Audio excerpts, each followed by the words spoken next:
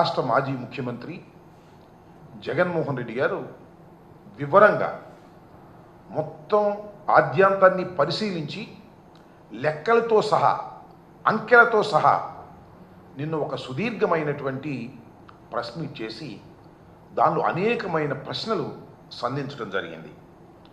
దానితో పాటు జగన్మోహన్ రెడ్డి గారు 5 సంవత్సరాల పాటు ముఖ్యమంత్రిగా ఉన్న సమయంలో ఆయన ఇచ్చినటువంటి వాగ్దానాలను ఏ విధంగా నెరవేర్చారు అనే విషయాలను కూడా కూలంకషంగా ప్రజలకు వివరించేటటువంటి ప్రయత్నం చేశారు.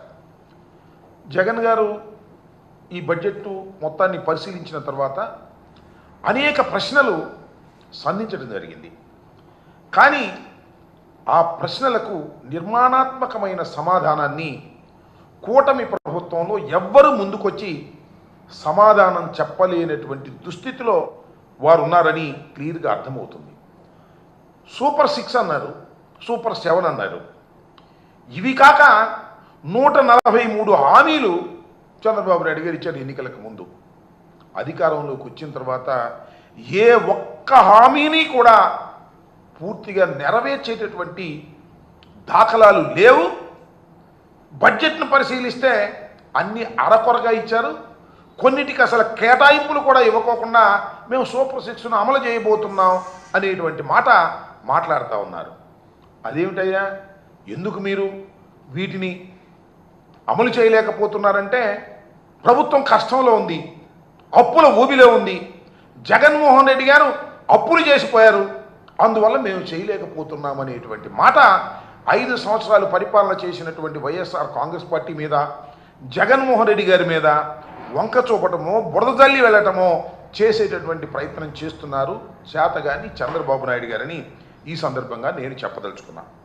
అప్పుల విషయానికి వచ్చినప్పుడు చాలా తిప్పలు పడతా ఉన్నారు చంద్రబాబు నాయుడు గారు, చంద్రబాబు నాయుడు గారి కుమారుడు రకరకాలుగా చెప్తున్నారు అప్పుల గురించి. చంద్రబాబు నాయుడు గారు ఏమన్నారంటే ముఖ్యమంత్రిగా ప్రమాణ స్వీకారం చేసిన తర్వాత జగన్మోహన్ రెడ్డి గారి ప్రభుత్వం 14 లక్షల అప్పు చేసింది, 14 లక్షల కోట్ల రూపాయలు అప్పు చేసింది అన్నారు. మళ్ళా తర్వాత మాట్లాడితే 12 లక్షల అప్పు అన్నారు. తర్వాత గత సంవత్సరం 10 లక్షల కోట్లు అని గవర్నర్ చేత చెప్పించారు. చివరికి బడ్జెట్లో చూస్తే ఆయన ప్రవేశపెట్టినటువంటి బడ్జెట్లోనే కాగ్ లెక్కల ప్రకారం 6,46,000 కోట్లు మాత్రమే అని చెప్పారు. ఏంటో నాకు అర్థం కాల. ముందు 14 లక్షలు అన్నారు, చివరికి చూస్తేనేమో కేవలం 6,46,000 కోట్ల రూపాయలు మాత్రమే అప్పు చేసినట్టుగా చెప్పేటటువంటి ప్రయత్నం చేశారు. అంతేకాదు మొన్న ప్రవేశపెట్టినటువంటి బడ్జెట్ను ఒకసారి పరిశీలన చేస్తే ఎట్ ఏ గ్లాన్స్ అని మొత్తం ఒక రిపోర్ట్ ఉంటుంది. దానిలో అప్పులేంటి ఇవన్నీ కూడా వివరంగా ఉంటాయి. ఎట్ ఏ గ్లాన్స్ దానిలో అసలు ఆ పట్టిక లేకుండా తీశారు. అంటే ఇక్కడ నేను చెప్పదలుచుకున్నది ఏంటంటే మిస్ఇన్ఫర్మేషన్ రాష్ట్ర ప్రజలకు ఇచ్చి తప్పుకోవాలనేటువంటి ప్రయత్నం. ఏదో ఒక విధంగా జగన్మోహన్ రెడ్డి గారి మీద బురదల్లి తమ హామీలను ఎగ్గొట్టాలనేటువంటి ఒక కుట్రపూరితమైనటువంటి పద్ధతుల్లో ఇవాళ చంద్రబాబు నాయుడు గారి ప్రవర్తన చేస్తూ ఉన్నాడు. నేను నిన్న జగన్మోహన్ రెడ్డి గారు వివరంగా చెప్పినటువంటి వాటిలో కొన్నిటిని ఇక్కడ నేను ఉదాహరణ చేస్తాను. ఆడబిడ్డ నిధి అని 1,500 రూపాయలు ఇస్తామన్నారు. అందరికీ గుర్తుండే ఉంటుంది. ప్రతి ఆడపిల్లకి 15,000 రూపాయలు, సంవత్సరానికి 18,000 రూపాయలు ముట్ట చెబుతున్నారు. ఏమైందో ఇంతవరకు అర్థం కాదు. గత ఏడాది ఇవ్వలేదు, ఏడాది బడ్జెట్లో కేటాయింపే లేదు. దీని ప్రకారం లెక్కేస్తే ప్రతి ఆడబిడ్డకి 36,000 బాకీ పడ్డాడు చంద్రబాబు నాయుడు గారు. Is it not cheating? ఇది 420 కాదా అని అడుగుతా ఉన్నా. 36,000 ప్రతి అర్హత కలిగినటువంటి బాలికకు 36,000 రూపాయలు ఇవాళ రాష్ట్రంలో అప్పుపడినటువంటి వ్యక్తి నారా చంద్రబాబు నాయుడు గారు ఎగ్గొట్టేటువంటి ప్రయత్నం చేస్తున్నాడు. This is also cheating. ఈ చీటింగ్ అని అడిగితే దానికి మాత్రం సమాధానం చెప్పరు. అంతేకాదు నిరుద్యోగ భృతి 3,000 ఇస్తామన్నారు. ఏడాదికి ఎంత ఇవ్వాలి? ఒక్కొక్కరికి 36,000 రూపాయలు ఇవ్వాలి. గత ఏడాది ఇవ్వలేదు. ఈ ఏడాది కూడా కేటాయింపులు బడ్జెట్లో లేనే లేవు. అంటే ఈ ఏడాది కూడా ఎగ్గొట్టేటటువంటి కార్యక్రమాన్ని తీసుకున్నారు. అంటే ఒక్కొక్క నిరుద్యోగికి 52,000 బాకీ పడ్డాడు.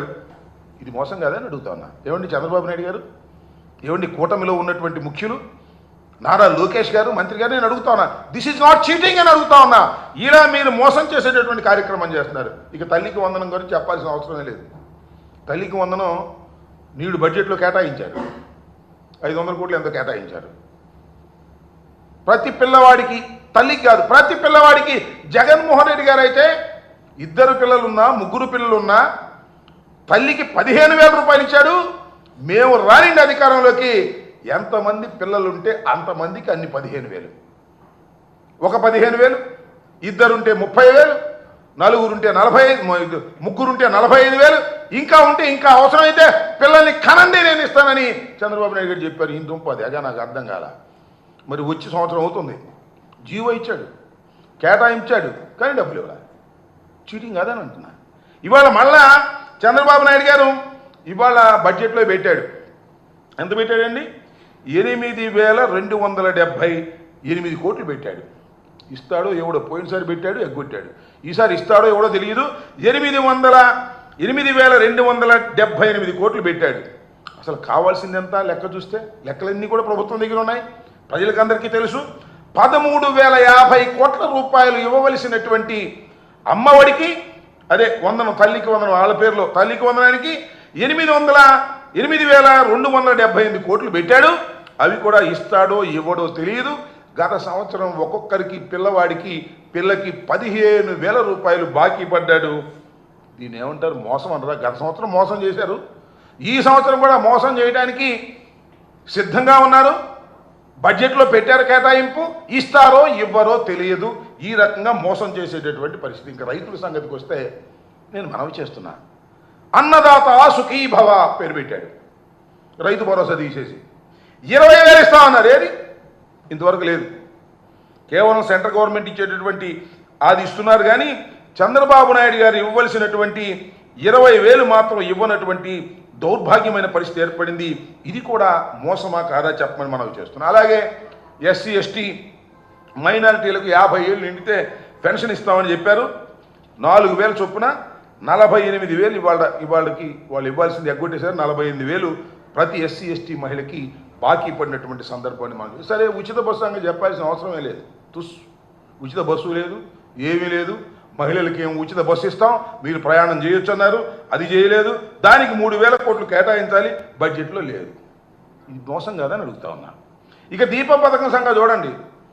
మొన్న దీపం పథకం దీపావళి రోజున ప్రారంభించారు. ఎంతండి మొత్తం ఖర్చు కావాల్సింది? 3,900 కోట్ల రూపాయలు. కేవలం ఎంత ఇచ్చారు?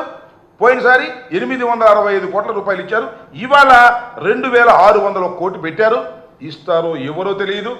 ఈ విధంగా పచ్చి మోసం చేసేటటువంటి కార్యక్రమాలు ఇవాళ నారా చంద్రబాబు నాయుడు గారు చెప్తున్నారు, చేస్తున్నారు. మోసాలన్నీ కూడా.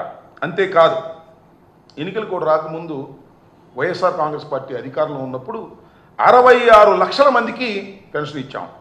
కానీ ఇవాళ 62 లక్షల మందికి ఇస్తున్నారు. 4 లక్షల మందికి ఎక్కడేశారు, కట్ చేసి పారేశారు. ఈ విధంగా 4 లక్షల మందిని మోసం చేసేటటువంటి కార్యక్రమాన్ని నారా చంద్రబాబు నాయుడు గారి ప్రభుత్వం చేస్తుందని ఈ సందర్భంగా నేను మనవి చేస్తున్నా. అప్పుల విషయంలోనూ, ఈ విషయంలోనూ, అన్ని విషయాల్లోనూ ఈ విధంగా మోసం చేసేటటువంటి కార్యక్రమం చేస్తున్నారు. ఉద్యోగ కల్పనలు మన గవర్నర్ గారు చెప్పాడు, 4 లక్షల ఉద్యోగాలు మేము సృష్టించామన్నారు.